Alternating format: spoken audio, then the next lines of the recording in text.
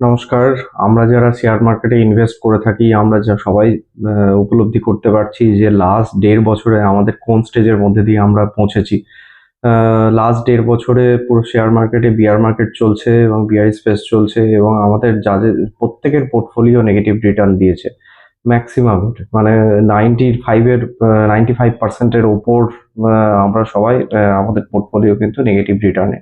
কারো 20-30%, কারো হয়তো 30-40% এবং কারো ক্ষেত্রে হয়তো 60-70% আমাদের পোর্টফোলিও নেগেটিভ রিটার্নে আছে। এবং আমরা পোর্টফোলিও খুললে পরেই দেখতে পাবো যে আমাদের পোর্টফোলিও লাল, অর্থাৎ নেগেটিভ রিটার্ন। তো এইটা হয়েছে মেইনলি আমরা জানি যে ট্রাম্প যবে থেকে শপথ গ্রহণ করেছে, বিভিন্ন পর্যায়ে ট্রাম্পের বিভিন্ন যে ডিসিশন গুলো ইন্ডিয়ার উপর ইম্প্যাক্ট করেছে, সেগুলো সবই কিন্তু ইন্ডিয়ার শেয়ার মার্কেটের ক্ষেত্রে একটা নেগেটিভ ইম্প্যাক্ট পড়েছে। এবং যার দরুন যে মেইনলি ফরেন ইনস্টিটিউশনাল ইনভেস্টররা তারা কিন্তু থেকে ইন্ডিয়ার শেয়ার বিক্রি করে বাইরে চলে গেছে। অন্যান্য মার্কেটে তারা ইনভেস্টমেন্টের জন্য চলে গেছে। ইন্ডিয়া ছেড়ে দিয়েছে। তো ইন্ডিয়ান মার্কেটেই কিন্তু গত ১.৫ বছরের সবচাইতে নেগেটিভ রিটার্ন দিয়েছে এবং ইন্ডিয়ার যে কোম্পানিগুলো যা গ্রোথ দেখাচ্ছে সেই হিসেবে কিন্তু ইন্ডিয়ার শেয়ার প্রাইস অনেক বেশি ফল করেছে এবং ইন্ডিয়ান শেয়ার মার্কেট অনেক নেগেটিভ রিটার্ন জেনারেট করেছে। তো এই মুহূর্তে দাঁড়িয়ে ইন্ডিয়ান মার্কেট কিন্তু ভ্যালুয়েশনের দিক থেকে অনেক সস্তা এবং যে কারণে এখন হয়তো ফরেন ইনস্টিটিউশনাল ইনভেস্টররা আবার হয়তো ইন্ডিয়ার দিকে তাকাতে পারে। যেমন জানুয়ারি মাসেও কিন্তু দেখবেন একটা ফরেন ইনস্টিটিউশনাল ইনভেস্টরদের একটা খুব বড় সেল হয়েছিল এবং যেখানে জানুয়ারিতে প্রচুর পরিমাণে শেয়ার মার্কেট ফল করেছিল। তো এইটা আমার ধারণা এই মুহূর্তে এটা একটা বটম আউট হয়ে গেছে। আমাদের মার্কেট কিন্তু একটা আমরা পরিস্থিতি এরকম আমরা দেখতে পারি যে হয়তো মার্কেট বটম আউট হয়ে গেছে এবং নেক্সট আমাদের আবার কিন্তু বুল মার্কেট শুরু হতে চলেছে। হয়তো হয়েও গেছে বুল মার্কেট। তো এইটার কি কারণে আমার মনে হচ্ছে যে হয়তো বটম আউট হয়ে গেছে বা হয়তো বুল মার্কেট শুরু হতে পারে। এটার কতগুলো কারণ আছে। যেরকম কিছু গভর্নমেন্টের ডিসিশন এবং গ্লোবাল ইকোনমিক আ আ যে পরিস্থিতি, জিওপলিটিক্যাল সিনারিও সবকিছু কিন্তু আ সেইটার বুল মার্কেটের ফেভারেবল কন্ডিশন এনে দিয়েছে। যেমন ধরুন ইন্ডিয়ার ক্ষেত্রে কি ইন্ডিয়ান গভর্নমেন্ট ডিসিশন নিয়েছে? ইনকাম ট্যাক্স কাট, আগের বছরই ইনকাম ট্যাক্স কাট করেছিল।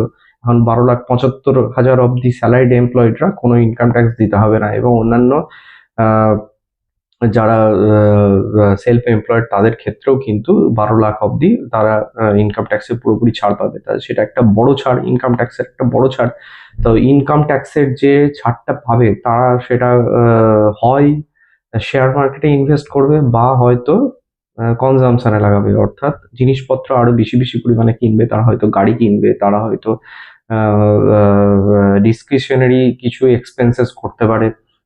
হয়তো এসি কিনলো, আ একটা ওয়াশিং মেশিন কিনলো, টিভি কিনলো।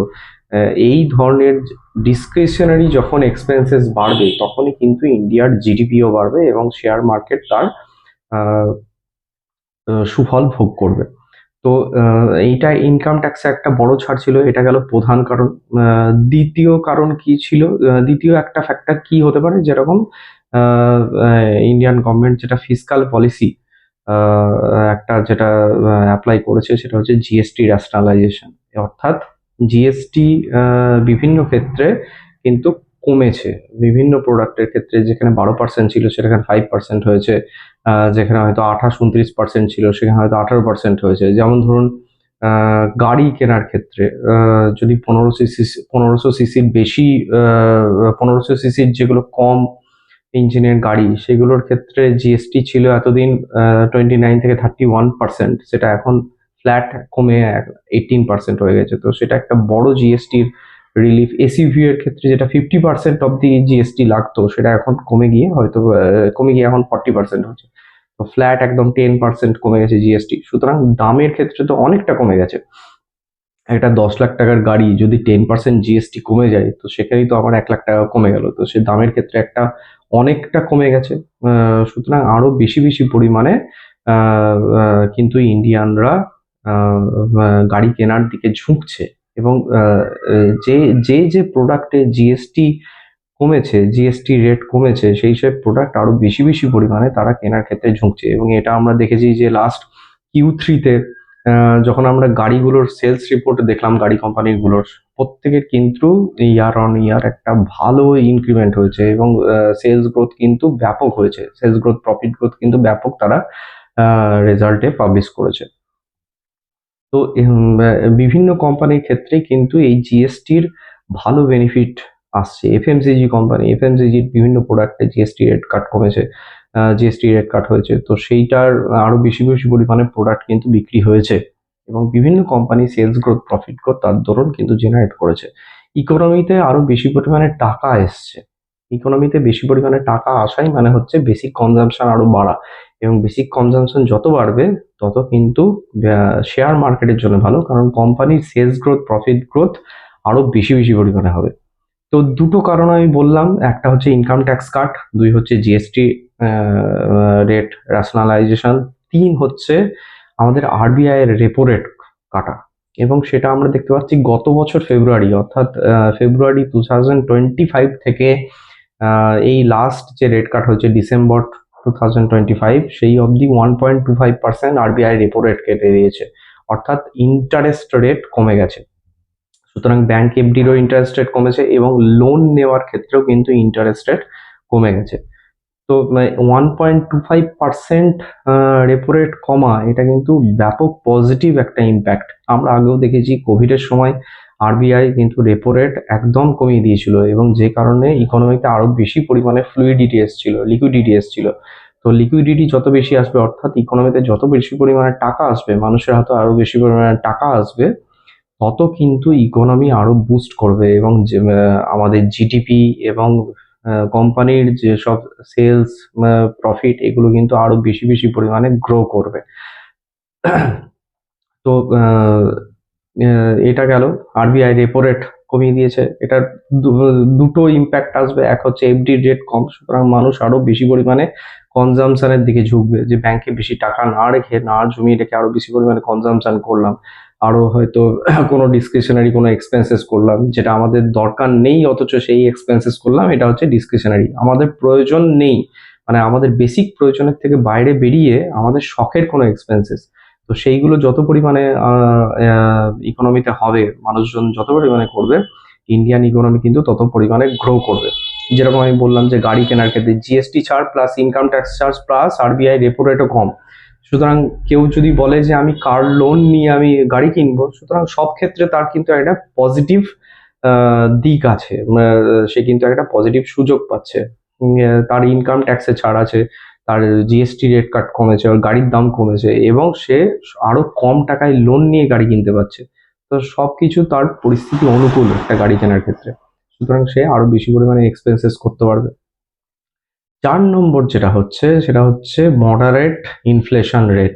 আমাদের আরবিআই এর যে লেটেস্ট ইনফ্লেশনের যে রিপোর্ট, সেই অনুযায়ী কিন্তু ইনফ্লেশন রেট খুব মডারেট। এখন ইনফ্লেশন রেট লাস্ট এক বছরে কিন্তু খুব কম পরিমাণে বেড়েছে বা ফ্ল্যাট আছে, অলমোস্ট ফ্ল্যাট আছে।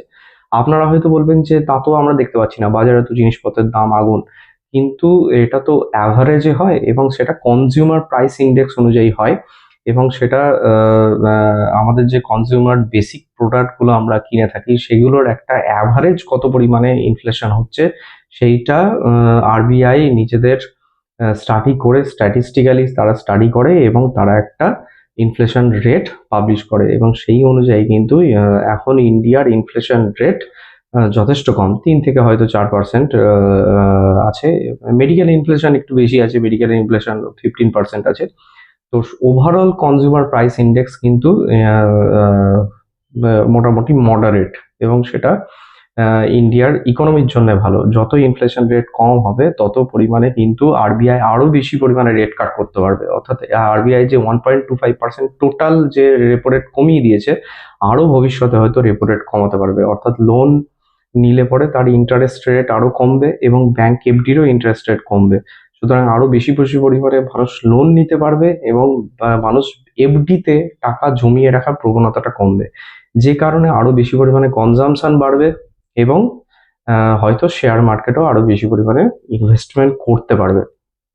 তো তো এই 4টে factor mainly income tax rate cut, GST rate rationalisation, GST rate cut, RBI repo rate cut এবং মডারেট ইনফ্লেশন, এই 4টে ফ্যাক্টরের জন্য কিন্তু ইন্ডিয়ান শেয়ার মার্কেট আরো বেশি বেশি পরিমাণে কোম্পানির সেলস গ্রোথ, প্রফিট গ্রোথ আরো বেশি বেশি পরিমাণে জেনারেট হবে এবং এফআইআই আবার ইন্ডিয়াতে আসতে পারে এবং মানুষজনও শেয়ার মার্কেটে আরো বেশি পরিমাণে ইনভেস্ট করতে পারে এবং যে কারণে ইন্ডিয়ান শেয়ার মার্কেটে হয়তো বুল মার্কেট আবার শুরু হতে পারে। তো এটা একটা ইন্ডিকেশন, আমাদেরকে লক্ষ্য রাখতে হবে যে আমাদের যে কোম্পানি এই লাস্ট Q3 FY26 এ high sales growth, high profit growth generate করেছে, তারা Q4 FY26 এ কিরকম পারফর্ম করে সেটা আমাদেরকে স্টাডি করে যেতে হবে এবং ট্র্যাক করে যেতে হবে। এবং এই যে আমরা একটা পজিটিভ ভাইব দেখতে পাচ্ছি, আমাদেরকে দেখতে হবে যে এফআইআই আরো বেশি পরিমাণে ইন্ডিয়ায় আসছে কিনা। এবং ইন্ডিয়ার জিডিপির যে ফোরকাস্ট ছিল যে 7.4%, রিয়াল জিডিপি, নমিনাল নয় কিন্তু রিয়াল জিডিপি, আমি পরে একদিন ভিডিওতে ডিসকাস করব হোয়াট ইজ রিয়াল জিডিপি এবং হোয়াট ইজ নমিনাল জিডিপি। এবং রিয়াল জিডিপি হচ্ছে আসল জিডিপি, অর্থাৎ গ্রস ডোমেস্টিক প্রোডাক্ট, যে আমাদের বৃদ্ধি, জিডিপির যে ইনক্রিমেন্ট, জিডিপির যে গ্রোথ, সেটা 7.4% ফোরকাস্ট করা হয়েছিল। সেইটা থেকে কতটা ডেভিয়েট হচ্ছে বা সেটা কতটা অ্যাচিভ করতে পারছি, সেটা কিন্তু বিভিন্ন ক্রেডিট রেটিং এজেন্সি কিন্তু বলছে যে FY26 এ কিন্তু ইন্ডিয়া 7.2% রিয়াল জিডিপি গ্রোথ করতে পারবে এবং রিয়াল জিডিপি 7.2 মানে এক্সেসিভ জিডিপি গ্রোথ। তো সেটা কিন্তু ইন্ডিয়ার জন্য একটা বিশাল পজিটিভ ভাইব এবং এটা যদি হয়, এফআইআই আরো বেশি পরিমাণে ইন্ডিয়ায় আসবে এবং শেয়ার মার্কেটে আবার একটা বুল মার্কেট হয়তো শুরু হতে পারে। ধন্যবাদ।